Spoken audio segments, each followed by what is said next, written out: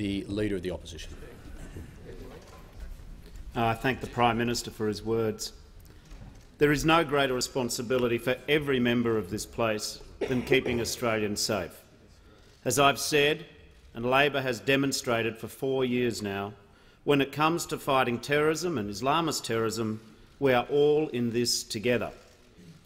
Today we note with grief that terror has again taken the lives of Australians, as far away as London and as close to home as Brighton and Melbourne. Innocent people murdered in the name of a perverted version of Islam. Brave souls cut down by cowards. Free countries, diverse cities, peaceful nations, attacked by the enemies of freedom, diversity and peace. In London, 48 were injured, 8 dead from 5 nations, including 2 Australians, a South Australian and a Queenslander, a nurse and a nanny, darling daughters, loved and admired. Kirsty Bowden was 28, Sarah Zelnak, 21.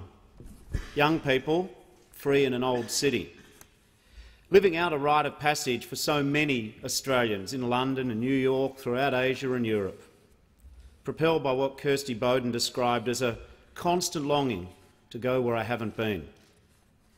I think that's who we are, it's what we do.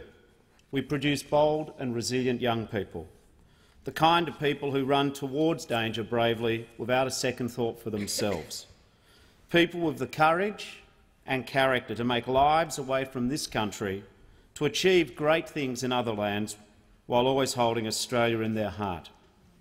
And whether it's years or decades later, they come home. As Clive James has said, the same abundance of natural blessings that gave us the energy to leave has every right to call us back. But because of a vicious act of violent cowardice, a lightning strike of terror, Kirsty and Sarah will never come home. They're not going to walk through those sliding doors at the airport arrivals, embrace the loved ones that they've missed and who've missed them. Instead, their families are left with that last conversation forever unfinished. Perhaps a cheery message about the night ahead, a friendly update from home, a routine exchange, an old joke or two, and the things that we all say as parents. Take care of yourself. Have fun. We love you. Never truly knowing the weight of those words until they're the last ones that we share with the most precious things in our lives.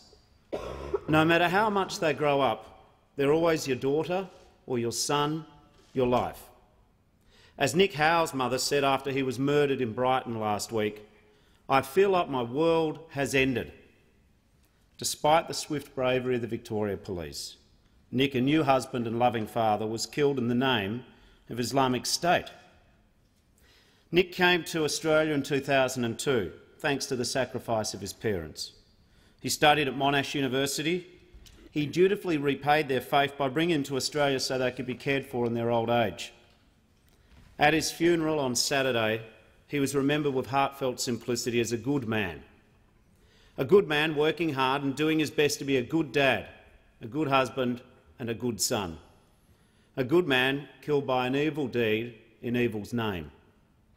So today, as Parliament, as people, we offer our heartfelt condolences to friends and families of all who died in London and Brighton. But, Mr Speaker, I'm sure I'm not the only one who feels a sense of uneasy, haunting familiarity about today's proceedings.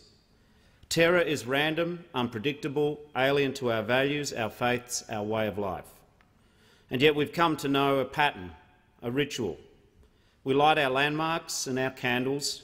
We share the stories of heroism and survival. We send sympathy. We stand in solidarity.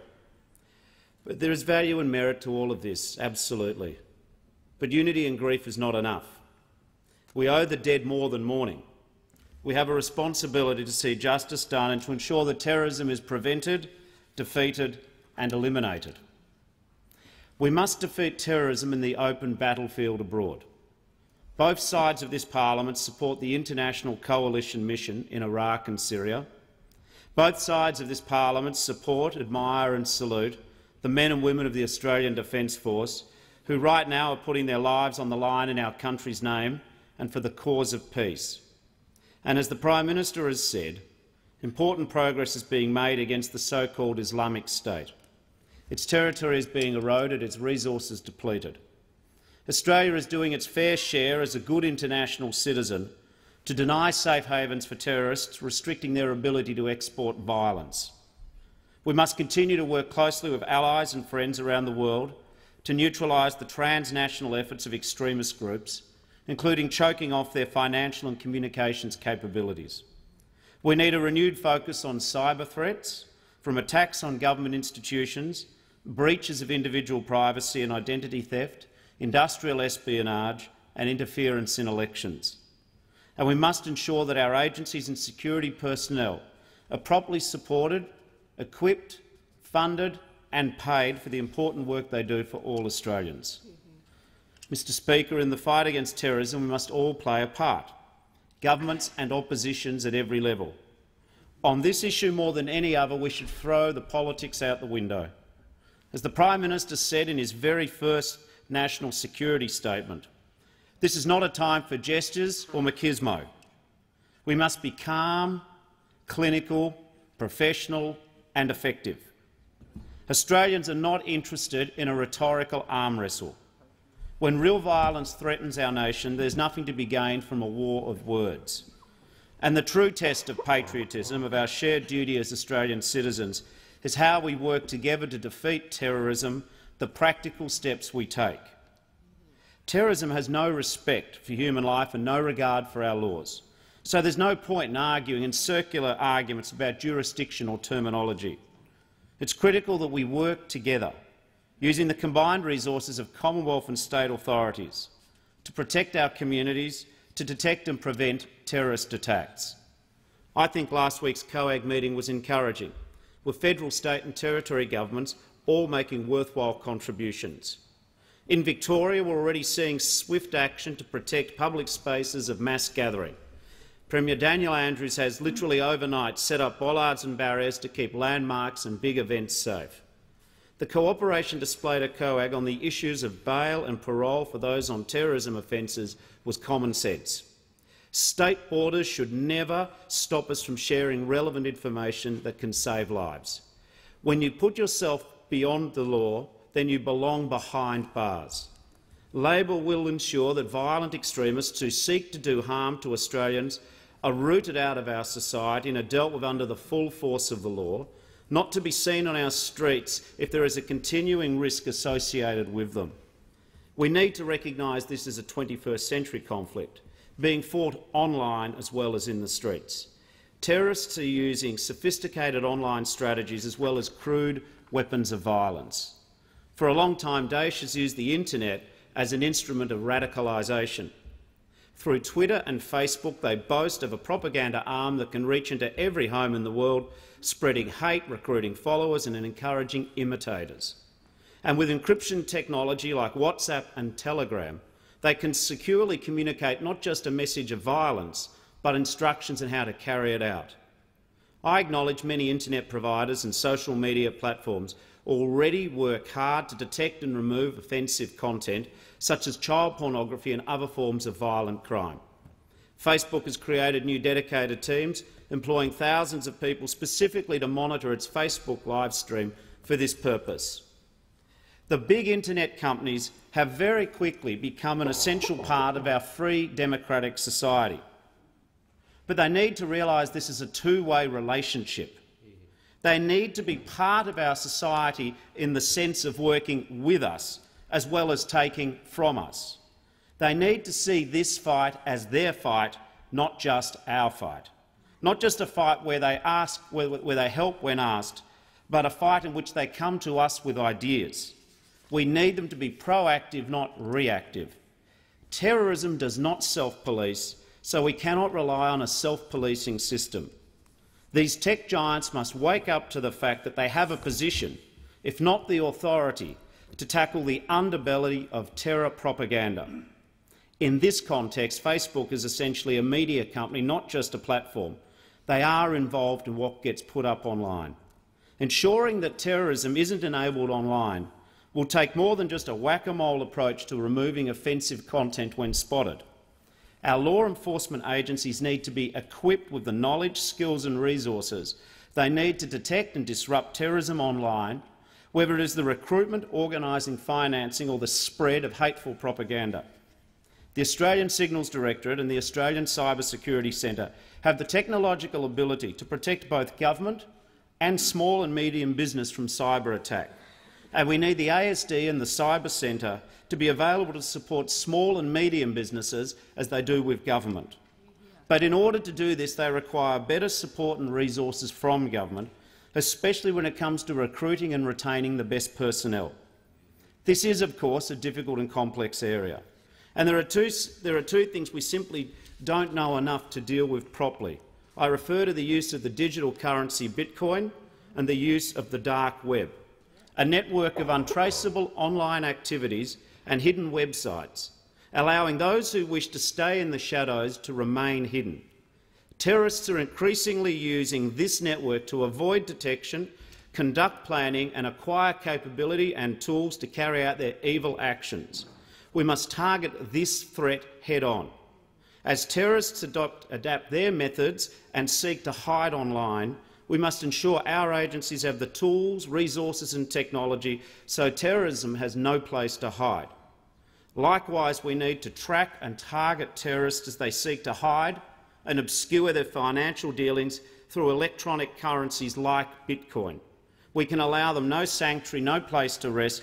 We must dislodge them from wherever they hide.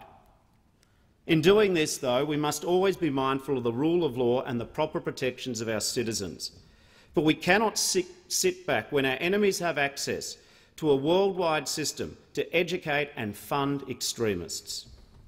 Mr Deputy Speaker, the first major review of Australia's National Security Tactical Response Framework was the Hope Royal Commission following the 1978 Hilton bombing.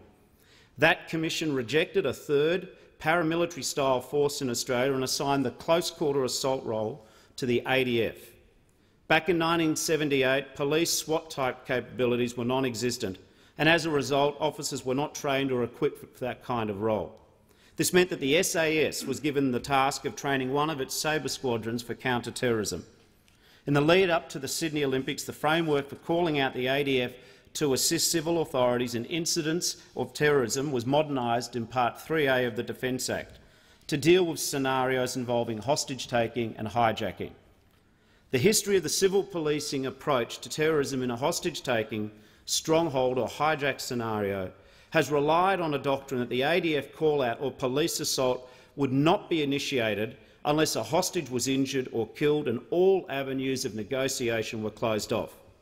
But the nature of the terrorist threat has evolved, from 9/11 to the Tokyo subway to Nice and Manchester and many other parts of the globe.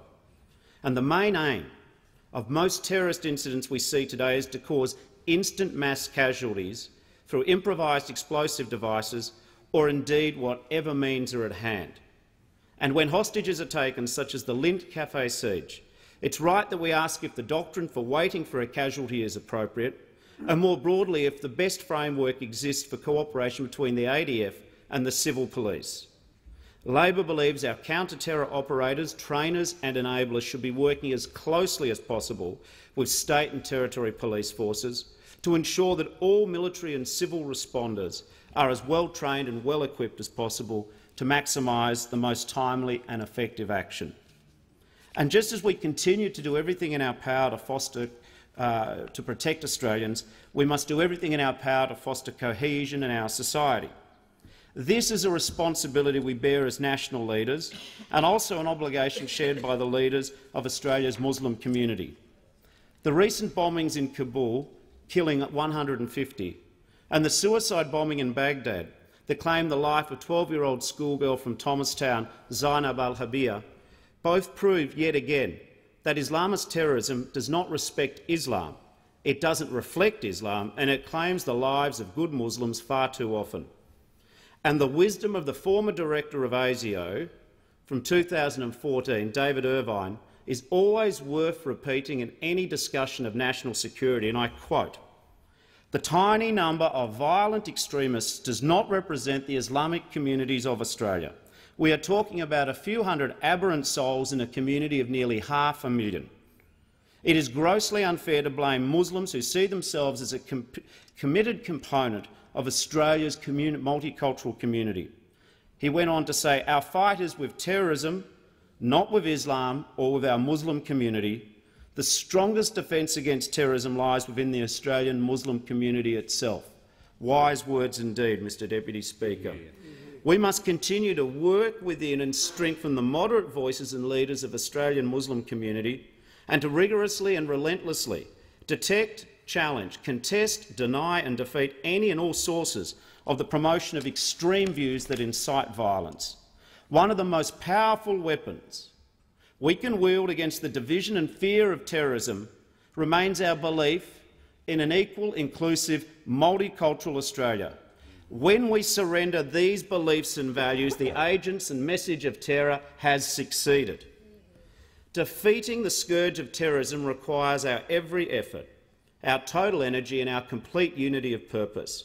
Unity in this parliament through continued thoughtful bipartisan cooperation. Unity in the nation, working with the Muslim community to identify people at risk of radicalisation and prevent them from heading down a path of no return. Unity in the region, where we face the ongoing challenge of returning foreign fighters driven out of the Middle East by the efforts of Australian forces, amongst others.